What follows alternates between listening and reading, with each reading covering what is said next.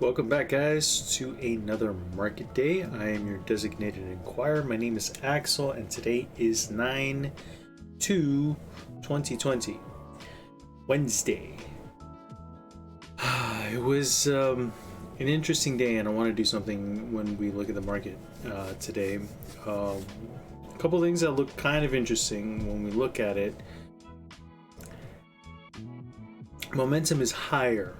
Okay, I think what's useful to see here is that even though it can cross at some points, momentum is still generally higher in terms of trying to understand the general direction of the market and why it moves the way it does. If the market is experiencing higher momentum still, it is tough for it to experience a downward move. In that, as the reading of momentum goes down, as this goes down a little bit, all this has to do for it to continue downward is to actually only move sideways. Whereas if it crosses back over, like here, you can expect to see an even larger still move to the upside, because that's what positive momentum indicates. Not until we actually get to about even and or negative momentum is where we see the opposite and or even an equal amount of terms, in terms of like a cross of one over the other would mean an actual movement lower, etc. But since for a good long while we've been kind of stuck in an upward momentum type of market where it feels and looks as if it is unrelenting, and it has been. And technically, if we look at the days,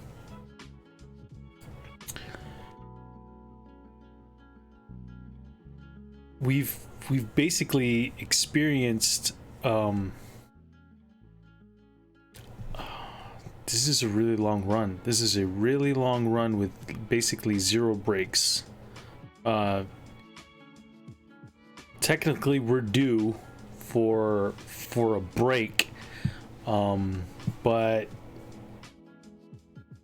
you know, with this kind of candle, if I take off all of these studies, remove all studies, with this type of candle here, where we've got long wick at the bottom, long wick at the bottom, long wick at the bottom, long wick at the bottom, what we can probably expect for the next few days is probably another move to the upside. So until we get a large wick on top, it's going to be very difficult to be able to see a reason as to why we would have a move to the downside. That's just the way it looks from here. Now, there was a couple things that Steven Van Metre was talking about today in his video on does the Fed quantitative easing cause rates to rise? And the answer is no. In short, that after it executes its market operations, that interest rates are under a pressure to move downward. And even though there are some instances where upon immediate either announcement of or beginning of market operations, you can see interest rates going up, what ends up happening later on is that not only the Fed but other institutions will also buy bonds, and they'll buy them early they'll buy them early so that they can sell them later at a higher price, and people that buy them later at a higher price will effectively be gathering a smaller amount of yield. In either case, what that means is that they won't be selling them for a higher price not until much later, and by that time they'll have more money with which to buy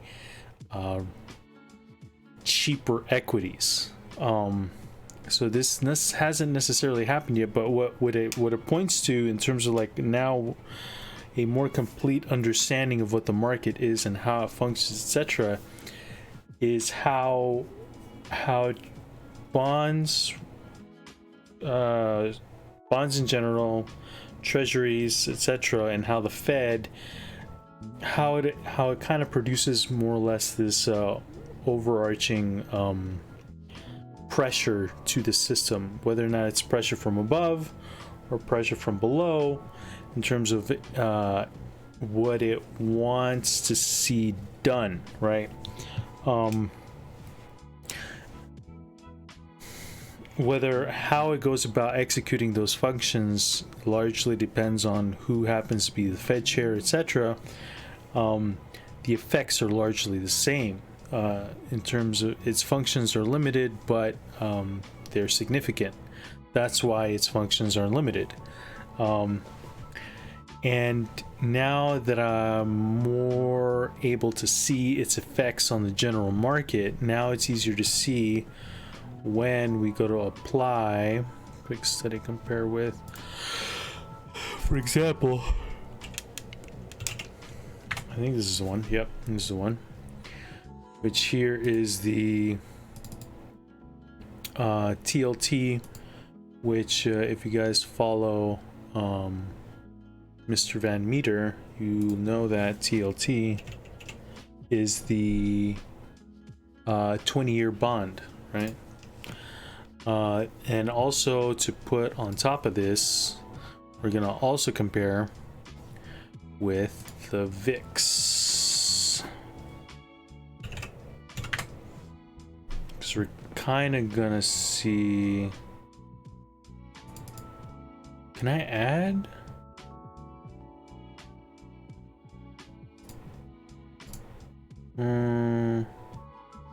Studies, add study, compare with.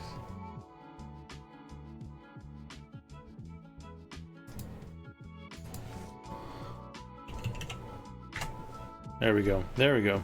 Okay.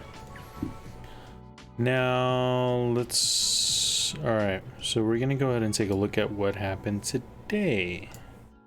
Okay. So, as if we take a look here, this is the VIX right here. And down here we have TLT. We have the bond rate. Okay. So the market was acting in a very interesting and particular fashion today, because we had the VIX. When the VIX goes up, generally that means that the stock market goes down. But at the same time, the bond rate was actually moving up at the same time as the VIX was moving up. So these don't necessarily have to have any correlation whatsoever. So as the bond rate was moving upward, meaning that when the yield is moving upward on a bond, it means that people are selling bonds. Okay, they're selling bonds into the market, and they're reducing they are, when it's moving upward, yield is going up. Yes, they're selling bonds, and selling bonds, increasing the yield. Okay, so that's what this means right here. Selling bonds, increasing the yield. As you're selling bonds, increasing the yield, it means that there's more cash floating around available to buy equities. As this is happening, the VIX is moving upward. Okay, VIX is moving upward. As it moves upward, it produces a downward pressure on the stock market. As it moves, as it has this downward pressure, the bonds start to drop a little bit. Okay, it starts to take a little bit of a break, but generally continues to increase. But generally, the stock market also continues to decrease up until about this point here. Okay, so here we have an increasing, a sharp decrease in the VIX, which led to this small increase here, but a drop in bond rates, which means that there's a declining amount of money in the market. So this increase here, even though this is a steep decrease in the VIX, was a muted increase in the stock market. Now, this is the part that's interesting, because here we have an increasing VIX, right? Generally increasing VIX here, pretty steeply increasing VIX. Okay, so we're gonna have a declining stock market. Okay, but the decline here is also not all that extreme, because now we've got generally an increasing yield, which means that now that there is more money floating around getting ready to buy. And this is when a decreasing VIX and partially a decreasing amount of but now a lot slower decrease in bonds. Okay, a smaller decrease in the amount of money available, because they're going into the indexes, they're going into equities. So this is basically now the explanation as to why we saw a sharp increase into basically the rest of the day, where we had, even though we might have had an increasing VIX, because there was enough increase in the amount of floating money to go into equities to overpower the increase in the VIX, which is amazing. So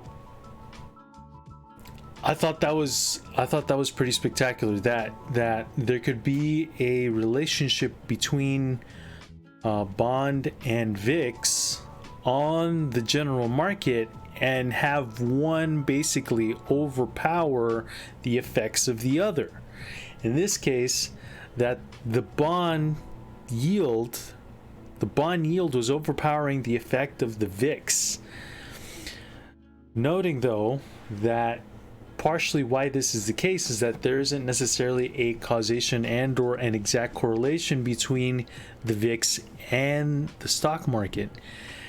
That even though that it is an increase in volatility, it doesn't necessarily mean that there's always going to be a decrease in price with an increase in volatility. All that means is that you're going to have more generally erratic moves in the market, which could be to the upside, like we have here. We have a steep increase in the VIX, and yet we've got a higher increase in the market right here, which I thought was pretty incredible to see, both the VIX and the market and bonds moving up all at the same time. That was from a technical and from just being a mildly experienced economist, seeing this happen in real time was pretty amazing. It was blowing my mind that these things could happen, but it made me feel more in tune with what was happening with the market. So I thought that was pretty interesting. All right, so let's go ahead and remove these studies. Okay. Now, was there anything else that happened today to kind of be able to explain this? And no, not really, unfortunately.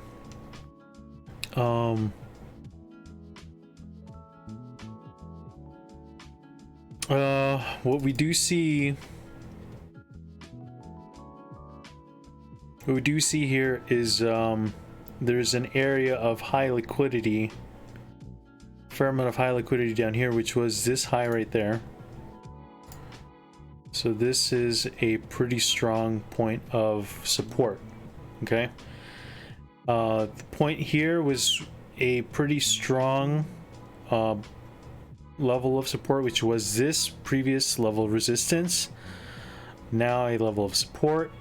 When it went through this level of support here, there was a high amount of liquidity, so a sharp decrease below it led to a sharp increase out above it, because the support acts kind of like almost an amount of buoyancy, so to where you can see a slow and gradual, a controlled descent and a controlled bounce off of a level can lead to the suggestion that an area could be an area of support.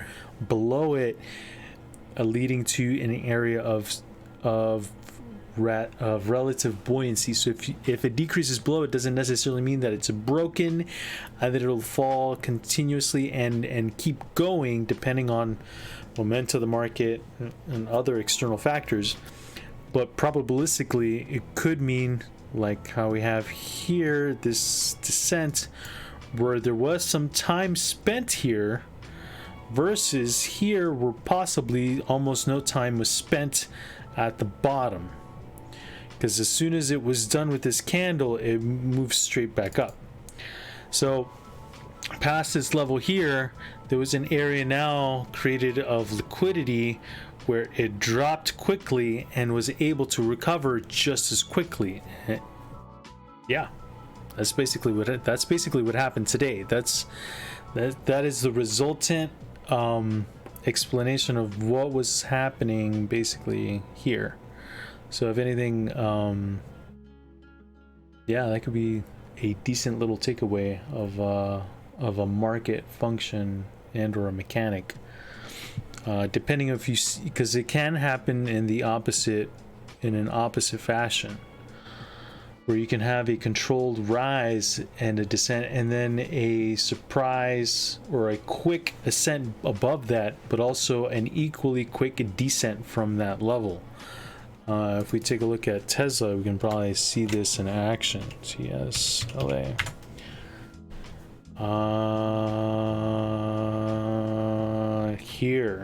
Here would probably be a good one. Where here, I think it's tougher to see one in action on the upside.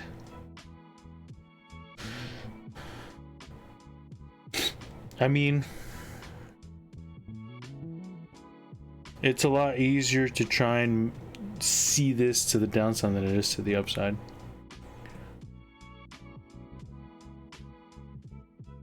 So I know that it can happen. It's not as likely, but for example here, there are times where a peak, it's not a sign here that that it's bound to go lower, even though here, if you didn't know any of this, if you were to see this, it would be a decent indication that it would be able to go lower still. So from here, it did go lower, but from this point on, there was enough volume and upward momentum, or a sideline like demand to be able to send this partially to this first candle here and then move its way higher to this point, come retreat from it, and then break in if, well, what it would seem here, a very controlled manner. So even though this move here was sporadic, the subsequent moves thereafter were very controlled and very calculated in terms of price discovery through this range from here to here. This range from here to here is very sporadic, very violent, and then the rest of the day was a way to do proper price discovery through the same range, and then as soon as it got to there, in a controlled way to break above it, use it as a support, and then break further up past it into the after hours, which it did. I can't really speak to what happened after hours, but I wouldn't be surprised if Tesla decided to try and match this at some point in the future, whether or not that's tomorrow in one day or over a few days over the next week, etc. Or if it doesn't, if this just decides to roll over, which it could, you can do that, considering that now Tesla in and of themselves are starting to sell or offer shares, essentially diluting part of the existing shares, but they also had gone through some buyback. So yeah, that is the announcement that I think they were selling shares or whatnot happened after the fact, or after this day, which, you know, it makes sense. The prices are extremely high. If you want to capitalize on that and have some extra cash available for further expansion, etc., whatnot, as Musk tends to do, that makes sense. But in any case, yeah, that has been your market day. I hope you guys enjoyed this video. If you guys liked the content that I'm putting out, etc., please do like, subscribe, share it with your friends if you feel like they should see this information as well. A big thank you to Steven Van Metre for the work that he's doing and trying demystifying what happens in the market, how with a very fine comb explains what the Fed is actually doing, how the law dictates what the limits of their functions are, which I think is yes, something that is missed generally within very basic level economy classes, and or I might have just forgotten myself. But the way he goes about explaining it makes a whole lot of sense. And even though he went a little deeper today, which I thought was very useful in terms of like explaining how the reserve position of a bank with the Fed, and how that's not necessarily different than actually handing out the money with the open market functions that it may execute. So yeah, anyway, yeah, I hope you guys have a good rest of your Wednesday, and I'll see you guys tomorrow. Till then, stay safe, stay healthy, and take care. Bye.